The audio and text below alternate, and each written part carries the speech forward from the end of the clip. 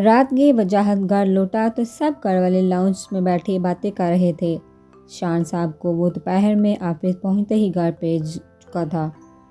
سب تھے وہاں سوائے نیلم اور اس کی سن شائن کے شاید دونوں ہی اپنے اپنے کمروں میں آرام کر رہی ہوں گی۔ تھکا ہارا وجاہت صوفے پر دادو کے ساتھ ہی بیٹھ گیا۔ السلام علیکم دادو۔ بیٹھتے ہی وجاہت نے سلام کیا تو دادو نے شفقت سے وجاہت کے سر پر ہاتھ پھیر کے جواب دیا، بیٹا تھکے ہارے آئے تھے، پھر آفس جانے کی کیا ضرورت تھی؟ ایک دن اور تمہارے ڈیڈ آفس سنبھال لیتے۔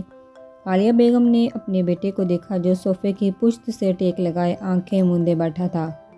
ارے یہ تو سپر مین ہے، یہ کہاں تھکتا ہے؟ ہادی کی آواز پر وجاہت نے آنکھیں کھول کے اسے دیکھا جو عالیہ بیگم کی طرف دیکھ کے مسکرا رہا تھا۔ ویسے کیا میں پوچھ سکتا ہوں کہ تم آفس سے کیوں جلدی گھر آ رہے ہو 2 دن سے؟ وجاہت کے سوال پر پہلے تو ہادی کچھ پل سوچ میں پڑ گیا کہ کیا جواب دے۔ میرے ڈپارٹمنٹ میں زیادہ کام نہیں تھا تو گھر آ گیا۔ ہاں مگر تم ڈیڈ کی ہیلپ تو کر سکتے تھے نا۔ وجاہت اب سیدھے ہو کر بیٹھ گیا۔ ارے بیٹا اس نے مجھ سے کہا تھا کہ وہ میری ہیلپ کر دے مگر میں نے ہی اسے گھر بھیجا تھا۔ تم اسے کیوں ڈانٹ رہے ہو؟ شان صاحب وجاہت کے تیور دیکھ کے بیچ میں بول پڑے۔ سب گھر والے جانتے تھے کہ ہادی ہمیشہ سے نیلم سے بہت اٹیچ ہے۔ وہ جب بھی بیمار پڑتی تھی اس کے پاس سے ہی ہلتا بھی نہیں تھا، اور ابھی سے نہیں بچپن سے وہ ایسا ہی تھا۔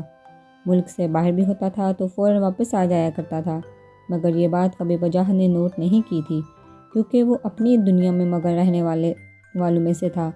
شان صاحب کی بات پر وجاہت کے تنے اعصاب تھوڑے ڈھیلے پڑے۔ اسے تو یہ دیکھ کے ہی غصہ آ گیا تھا جب وہ آفس پہنچا تو شان صاحب فائلوں کا ڈھیر لیے بیٹھے تھے۔ آفس پہنچ کر وجاہت اپنے ڈیڈ سے ملا اور انہیں گھر بھیج دیا۔ پھر رہ کر اس سے ہادی پر غصہ آ رہا تھا۔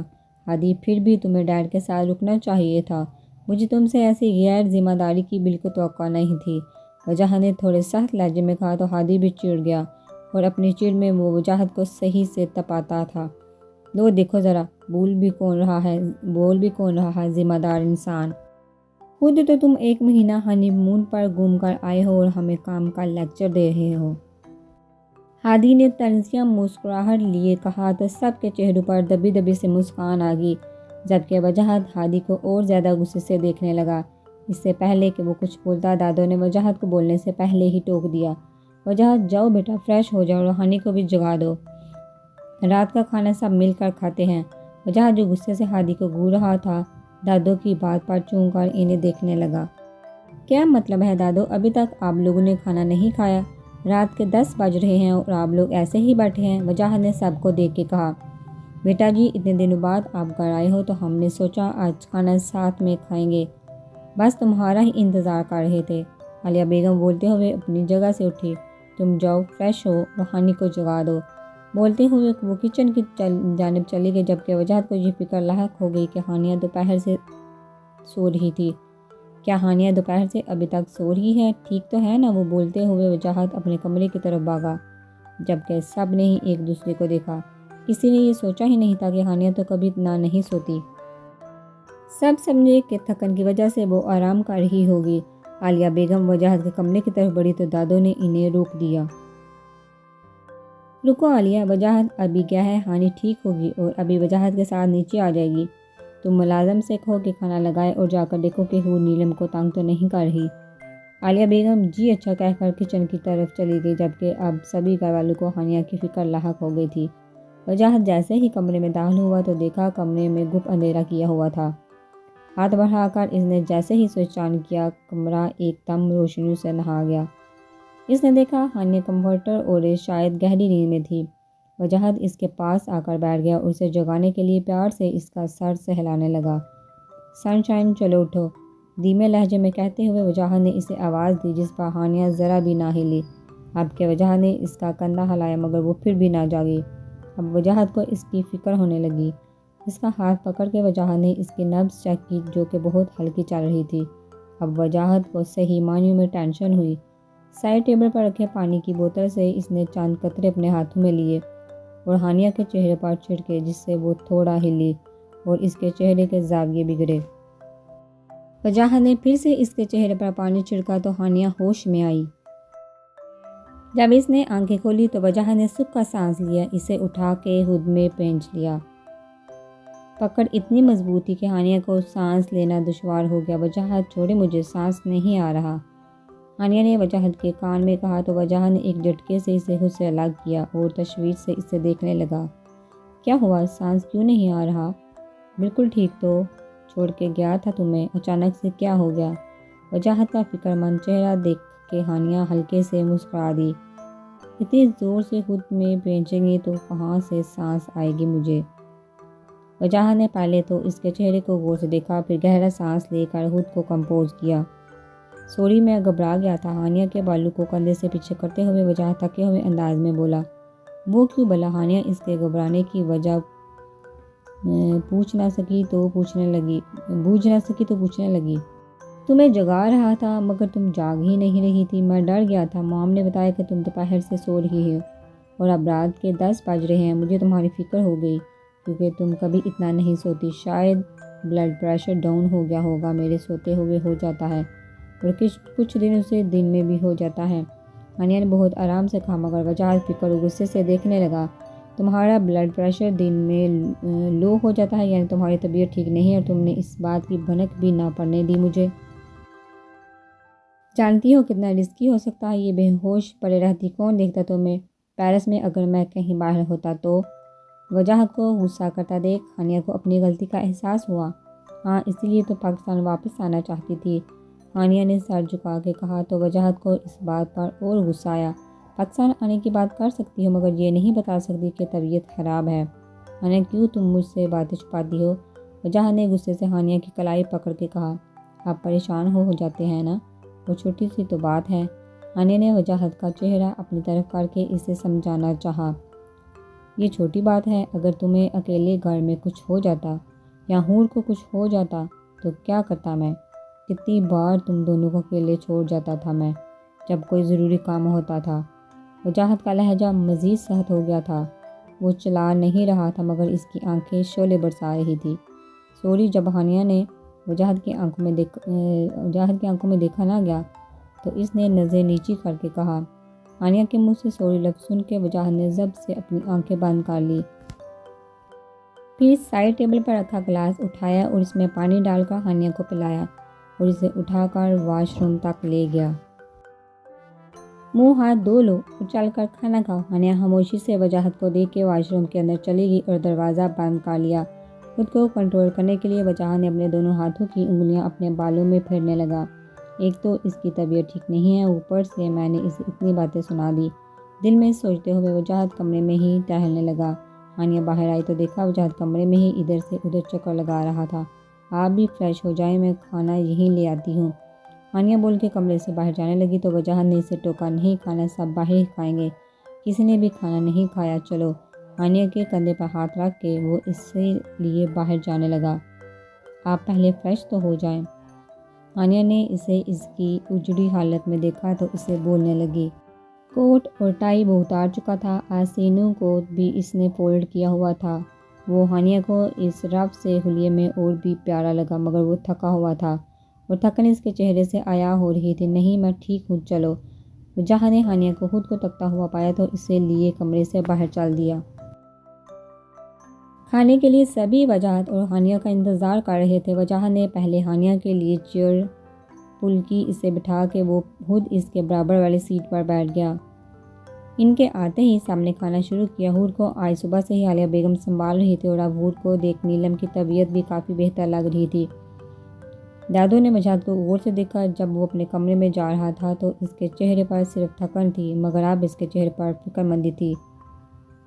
वो बार बार खाना खाते हुए हानिया को देख रहा था फिक्र से। फ़िलहाल के लिए दादू ने इस वक्त खामोश रहना ठीक समझा। खाने से फारिग होकर सब लाउंज में आकर बैठ गए। मुलाजम सब के लिए काफ़ी ले आए थे। मौसम थोड़ा ठंडा हो गया था तो इस मौसम में गरम गरम काफ़ी सबको अच्छी लग रही थी सवाए हानिया के। इसने काफ़ी का एक घूंट से ज़्यादा नहीं पिया था मगर इसने किसी को भी शक नहीं होने दिया। अभी क्या कम लेक्चर सुना था इसने। हानिया को हंसता मुस्कुरा कर सब ने बात करते हुए देख कर वजाहत भी काफ़ी पुरसकून हो गया था और सभी से बात कर रहा था, जबकि हादी इस सोच में था कि वजाहत से अभी बात करे कि नहीं।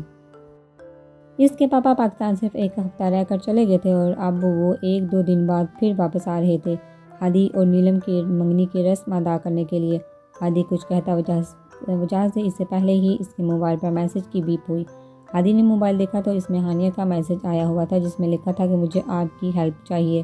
ہادی نے نظر اٹھا کر پہلے ہانیہ کو دیکھا اور آئی برو چکا کر اسے دیکھا جیسے کہنا چاہ رہا ہو کہ کیا کام ہے۔ ہانیہ نے موبائل پر پھر کچھ ٹائپ کیا، کل وجاہت کا برتھ ڈے ہے تو میں اسے سرپرائز کرنا چاہتی ہوں۔ ہادی نے وہ میسج پڑھا تو اس کے چہرے پر مسکان آ گئی۔ ٹھیک ہے، جو بھی پلان ہے وہ ہم نیلم کے کمرے میں ڈسکس کریں گے رات کو۔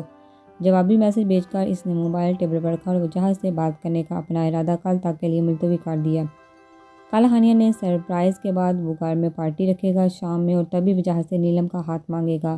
رات کو ہادی نے نیلم کے کمرے کا دروازہ ناک کیا تو نیلم نے فوراً سے دروازہ کھولا۔ آپ کو اتنی رات میں کیا بات کرنی تھی؟ دروازہ تھام کے ہادی کے کچھ بھی بولنے سے پہلے ہی نیلم بول پڑی، محترمہ اندر آنے دو اس سے پہلے کہ تمہارا جلاد بھائی مجھے دیکھ لے۔ ہادی نے سرگوشی نما آواز میں ادھر ادھر دیکھ کے کہا۔ نیلم نے بھی فوراً دروازہ کھول دیا۔ ہادی اسے لیے اندر گیا مگر اس نے دروازہ پورا بند نہیں کیا۔ بولیں بھی اب۔ ہادی جب صوفے پر بیٹھ گیا تو نیلم بیڈ پر بیٹھتی ہوئی بولی، کچھ نہیں، بس تمہیں دیکھنے آیا تھا۔ ہادی نے مسکراتے ہوئے کہا، مگر آپ نے تو کہا تھا کہ سونا نہیں، ضروری بات کرنی ہے۔ نیلم نے اسے دیکھ کے موبائل کی اسکرین اسے دکھائی جس میں ہادی کا میسج آیا ہوا تھا کہ سونا مت، بات کرنی ہے ضروری۔ ہادی موبائل کی اسکرین دیکھ کے مسکرانے لگا۔ بہانہ کیا تھا تم سے اکیلے میں ملنے کا۔ ہادی بس اسے چھیڑ رہا تھا جس پر وہ بلش کر گئی، مگر اتنی رات میں آپ کو یوں آنا بہتر نہیں تھا۔ آپ ابھی جائیں، ہم کل بات کریں گے۔ نیلم نے نظر جھکا کے کہا کیونکہ ہادی اسے ہی گہری نظر سے دیکھ رہا تھا۔ پنک نائٹ سوٹ پہنے ہوئے جو کہ اس کے چہرے کے رنگ سے مل رہا تھا، بالوں کی ڈھیلی سی پونی باندھے وہ ہادی کو بہت پیاری لگی۔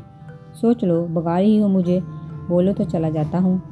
ہادی نے مسکراہٹ چھپا کے کہا تو نیلم سوچ میں پڑ گئی کہ آگے کیا کہے۔ وہ اسی سوچ میں تھی کہ تبھی ہانیہ دروازہ ناک کرتے ہوئے کمرے میں داخل ہوئی۔ میں نے کسی کو ڈسٹرب تو نہیں کیا نا؟ ہانیہ نیلم اور ہادی کو دیکھ کے بولی۔ نیلم نے ہانیہ کو دیکھ کے سکھا سانس لیا۔ نہیں بھابھی، کیسی باتیں کر رہی ہیں آپ؟ ہانیہ کا ہاتھ پکڑ کے نیلم اسے اندر لائی اور دروازہ اب کے ہادی نے بند کر دیا۔ جی بولیے، کیا کام ہے آپ کو؟ ہادی نے ایک نظر نیلم کو دیکھ کے ہانیہ کو کہا، کل وجاہت کی برتھ ڈے ہے، میں نے ابھی تو انہیں وش نہیں کیا مگر کل صبح میں چاہتی ہوں انہیں سرپرائز دوں کوئی اچھا سا۔ ہانیہ نے نیلم اور ہادی کو دیکھ کے کہا، ویسے بھابھی مجھے وجاہت سے بات کرنی ہے، کچھ تو ایسا کرتے ہیں کہ آپ کا سرپرائز ہم سی سائڈ والے گھر میں شفٹ کر کے کرتے ہیں، پھر رات میں یہاں ایک پارٹی ارینج کریں گے جس میں وجاہت سے میں اپنی اور نیلم کی شادی کی بات کروں گا۔ ہوپ اس کا موڈ اچھا ہوگا تو وہ مجھے نہیں کہے گا۔ ہادی پہلے یہ سب سوچ چکا تھا اس لیے اپنے آئیڈیا ہانیہ سے شیئر کرنے لگا، مگر میں تو خود گھر میں پارٹی دینا چاہتی تھی۔ ہانیہ نے جو سوچا تھا وہ ہادی کو بتانے لگی۔ ارے بھابھی، آپ اگر الگ سے اسے سرپرائز دیں گی تو اسے اچھا لگے گا۔ ایسا کرتے ہیں، کل وجاہت کے آفس جانے کے بعد آپ سی سائڈ والے گھر چلے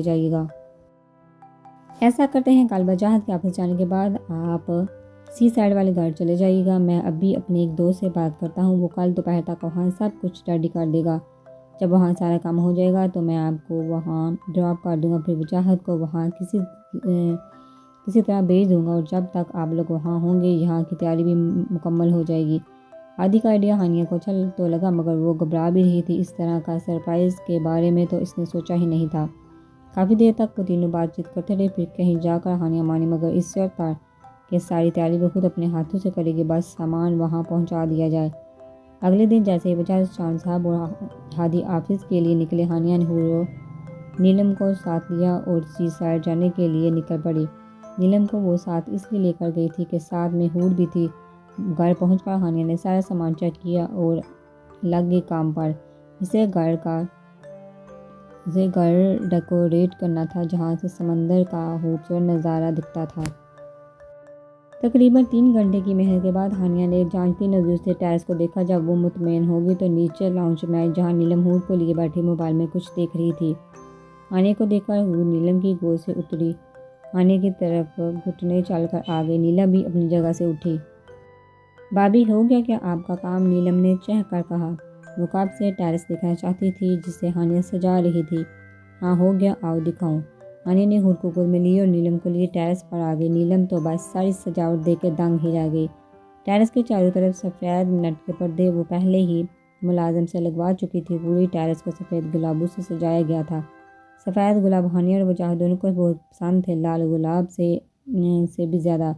چھوٹی چھوٹی LED لائٹس پوری طریقے سے ٹیرس پر سجائی گئی تھی، جو کہ رات میں جل کر ایک خوابناک منظر پیش کرتی۔ کہیں کہیں کینڈل سٹینڈ رکھے تھے جہاں کینڈل رکھی تھی۔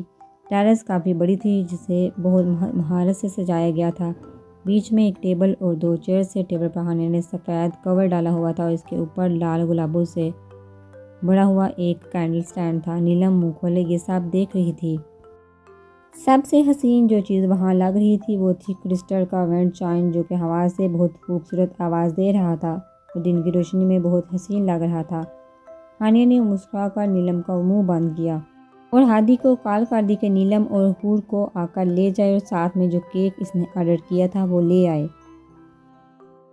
کیک بھی ہانیہ خود ہی بنانا چاہتی تھی مگر کام زیادہ تھا اور وقت کم تو کیک باہر سے ہی منگوا لیا۔ قریب آدھا گھنٹے بعد ہادی وہاں پہنچا تو ٹیرس کی سجاوٹ دیکھ کے دادیے بنا نہ رہ سکا ہانیہ کو۔ اس سادہ سی جگہ کو آپ نے کتنی خوبصورتی سے سجایا ہے بھابھی۔ ہادی نے بھی ٹیرس کا اچھے سے جائزہ لے کر کہا۔ شکریہ، تعریف کرنے کے لیے آپ کیک لے آئے؟ ہانیہ نے مسکرا کر پوچھا۔ جی ہاں، کیک میں لے آیا ہوں، فریج میں رکھ دیا ہے اور آپ کے لیے کھانا لایا ہوں۔ وجی نے لنچ کر لیا ہوگا اور میں نیلم اور ہور کے ساتھ باہر لنچ کر لوں گا۔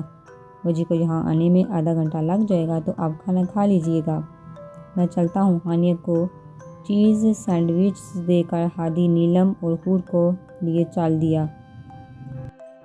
ہانیہ نے ان کے جاتے ہی فون لیا اور وجاہت کو کال کی اور اسے وہاں آنے کے لیے کہا۔ ہانیہ وہاں اکیلی ہے، یہ سن کے ہی وجاہت آفس سے نکلا کہ کہیں اکیلے میں اس کی طبیعت خراب نہ ہو جائے۔ ساتھ میں اسے غصہ بھی آ رہا تھا کہ وہ وہاں کیوں گئی ہے اکیلے۔ پرنسس تم نے غور سے دیکھا نہ صاحب؟ گاڑی چلاتے ہوئے ہادی نے نیلم کو ایک نظر دیکھ کے کہا۔ ہور کو پیچھے چائلڈ سیٹ پر بٹھا دیا تھا۔ ہادی نے کیا مطلب، کیا دیکھا؟ نیلم نے گردن موڑ کر ہادی کو دیکھ کے کہا۔ مطلب کہ جیسے بھابھی وجی کو سرپرائز دینے کے لیے اتنی محنت کر رہی تھی، کیا تم بھی میرے لیے کرو گی؟ ہادی نے نیلم کو دیکھ کے سنجیدگی سے کہا۔ نیلم ایک پل کو سوچ میں پڑ گئی۔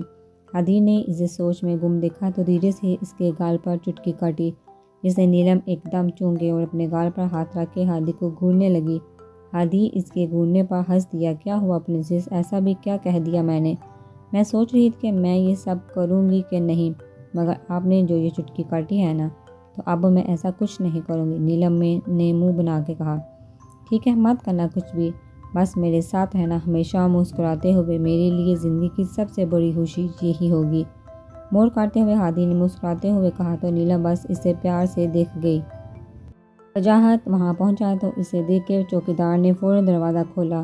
وجاہت تیزی سے گاڑی پورچ میں کھڑی کر کے گھر کے اندر داخل ہوا اور زور زور سے ہانیہ کو آوازیں دینے لگا۔ جب ہانیہ نے کوئی جواب نہ دیا تو وجاہت کو اس کی اور زیادہ فکر ہونے لگی۔ گھر کا ملازم بھی موجود نہیں تھا گھر میں۔ وجاہت تیزی سے سیڑھیاں چڑھتا ہوا اوپر کے فلور پر آیا اور سیدھا ٹیرس کی طرف گیا، مگر جیسے ہی اس نے ٹیرس کو دیکھا تو اس کے پیر وہیں جم گئے۔ وجاہت ٹیرس کو دیکھ ہی رہا تھا کہ ہانیہ نے اس کے کندھے پر ہاتھ رکھا تو وہ جھٹکے سے اس کی طرف مڑا۔ ہانیہ بیبی پنک کلر کی ساڑی پہنے ہوئے تھی، بالوں کو کھلا چھوڑا ہوا تھا جو کہ ایک کندھے پر گرے ہوئے تھے۔ ہلکا سا میک اپ بھی کیا ہوا تھا آج اور ہونٹوں پر شاکنگ پنک کلر کی لپسٹک لگائی ہوئی تھی۔ وجاہت نے اسے سر سے پاؤں تک دیکھا اور آخر میں اس کی نظر ہانیہ کے لبوں پر آ کے رک گئی۔ ہانیہ اچھے سے سمجھ گئی تھی کہ وجاہت کو اس کا سب کے سامنے تیار ہو کر نکلنا بالکل اچھا نہیں لگتا، مگر اکیلے میں تو وہ صرف اپنے شوہر کے لیے جتنا چاہے تیار ہو سکتی تھی۔ تو اس نے آج کی تمام تیاری صرف وجاہت کے لیے ہی کی۔ اسے یقین تھا کہ وجاہت اس سے آج تیار ہونے پر نہیں ڈانٹے گی۔ وجاہت کو یوں ہی تکتا ہوا پا کر ہانیہ نے ہاتھ میں موجود رنگ اپنی انگلیوں کے پوروں پر لی اور وجاہت کے سامنے ہی گھٹنوں کے بل بیٹھ گئی اور رنگ اس کی طرف بڑھائی۔ وجاہت کو سمجھ میں نہ آیا کہ یہ سب کیا ہو رہا ہے۔ میں جانتی ہوں آپ کو یہ سب تھوڑا عجیب لگ رہا ہوگا، مگر کیا کروں، آپ کی محبت نے مجھے یہ سب کرنے پر مجبور کر دیا۔ آپ کا شکریہ ادا کرنا چاہتی ہوں میں۔ مجھے اپنی زندگی میں شامل کرنے کے لیے، ایک ادھوری عورت کو مکمل کرنے کے لیے، آپ سے شادی کر کے میں نہ صرف آپ کی بیوی بنی بلکہ ایک ماں بھی بنی۔ شکریہ مجھے اتنا چاہنے کے لیے۔ شکریہ ہر پل ہر سانس میں مجھے یہ احساس دلانے کے لیے کہ آپ ہر وقت میرے ساتھ ہیں۔ میں نے سمجھتی کہ اپنے دل کی محبت جو صرف آپ کے لیے ہے وہ کیسے لفظوں میں آپ کو بتاؤں، مگر اتنا کہوں گی کہ یہ جو سامنے سمندر جتنا یہ گہرا ہے، اس سے بھی کئی گنا گہری میری محبت ہے آپ کے لیے۔ میں آپ کے ساتھ اپنی آخری سانس تک رہنا چاہتی ہوں، مرتے دم تک صرف اور صرف آپ کے ساتھ رہنا چاہتی ہوں۔ جب آپ میری فکر کرتے ہیں تو غرور آ جاتا ہے مجھ میں ایسا ہم سفر ملنے پر۔ جب مجھے مسکرا کر دیکھتے ہیں تو دل میں کئی دفعہ میں خدا کا شکر ادا کرتی ہوں کہ انہوں نے میری زندگی میں آپ جیسا پیارا شخص شامل کیا۔ مجھے نہیں پتا کہ میں نے اپنی زندگی میں کون سا ایسا کام کیا تھا جس کا نتیجہ مجھے آپ کی محبت کی صورت میں ملا۔ بہت خاص ہے کیونکہ اس دن مجھ سے محبت کرنے والا شخص میرے لیے اس دنیا میں آیا۔ یہ دن بہت خاص ہے کیونکہ آپ بہت خاص ہیں۔ جتنی آپ مجھ سے محبت کرتے ہیں میں بھی اتنی ہی کرتی ہوں، مگر آپ کی محبت کی شدت کا مقابلہ نہیں کر سکتی۔ تو بس یہ چھوٹی سی کوشش کی ہے، مجھے امید ہے آپ کو پسند آئے گی اور آپ مجھ سے جو ناراض ہیں وہ ناراضگی بھی ختم کر دیں گے۔ ہانیہ محبت سے گھٹنوں کے بل وجاہت کے قدموں کے پاس بیٹھی تھی اور اس سے ہی محبت سے دیکھ رہی تھی۔ اس کے لبوں پر مسکراہٹ تھی جبکہ آنکھیں نم تھیں۔